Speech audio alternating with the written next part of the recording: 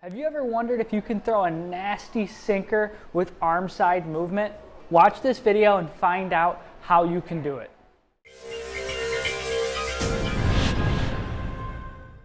Throwing a sinker is all about the position of your wrist and forearm, as well as the grip. So I'm going to show you two different grips. You got to try them out, see if you like them, see how they work for you, and then implement them with the progression that I'm about to show you. To get a sink this way, you have two primary grips. I like to go in a two-seam grip with my middle finger on the outside of that seam. So when I actually throw it, it can come off my finger a little bit more that way. So I want that roll this way. And so by putting that seam right next to my middle finger, right on that edge of that seam there, I can kind of facilitate some of that. Then if I like that and I think maybe I have a little bit bigger hand or this feels even better to me, I'll do the exact same grip, but I'll do it up in the horseshoe. I come up towards the horseshoe, I put it right on the edge of my middle finger, that's what I'm looking for, and then I throw the pitch. And you'll see that when I throw the pitch, what I'm doing is I'm doing a little bit of what we call ulnar deviation.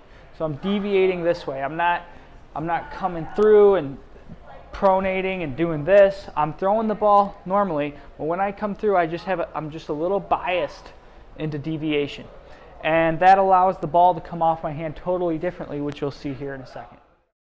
So now we're going to go through the progression. You saw how I talked about you're going to tilt your pinky finger, your pinky side of your hand towards the outside a little bit when you throw. You don't want to extremely change your mechanics, but you want to do a little tilt.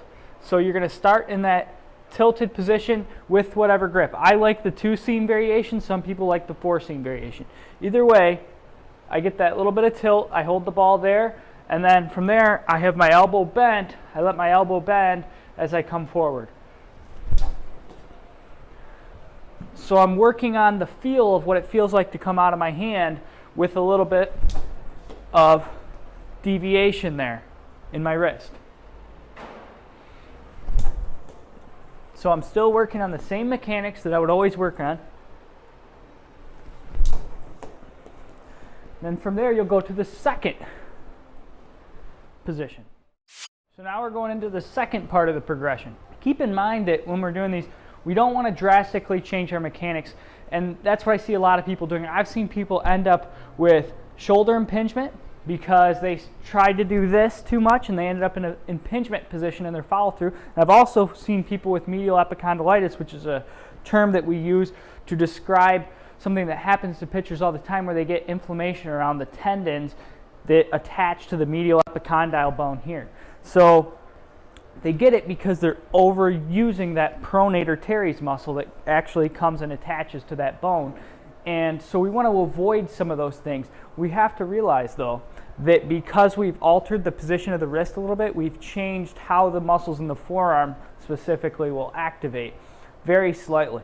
So we have to make sure we're on a forearm strengthening program or an elbow strengthening program, which we have available for you guys through videos on YouTube and through things that we're putting on our website. So you got to check out overheadathletics.com, look under products for arm care programs. But we went through the kneeling variations. So variation number 2, I'm going to start in that same pre-position and I'm going to deviate to the side.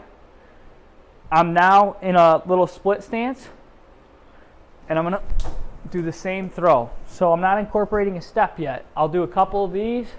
Once I get familiar with that, let my elbow bend, I'll actually lift my leg and I'll do it straight forward. So I haven't incorporated any rotation of my body yet.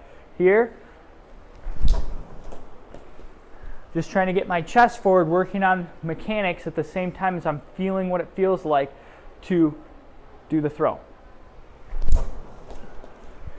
From there, you're going to go to number 3. So number 3, I'm going to go from halfway up my lift the leg.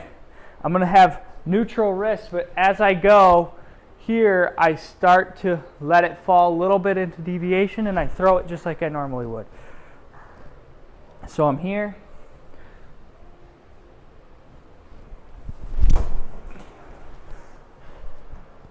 Demonstrate that again.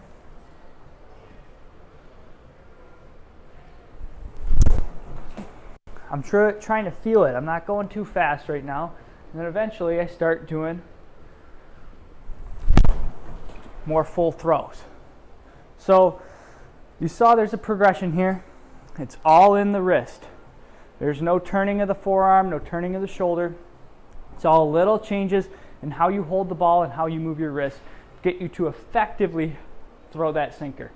If you like this video, check out our video on curve balls. Check out our video on forearm exercises, elbow exercises. That's going to be extremely important as you progress to new pitches. You want to keep your forearm and elbow strong. Overheadathletics.com, and if you like this video, give it a thumbs up and subscribe to our channel so you don't miss any of our future content.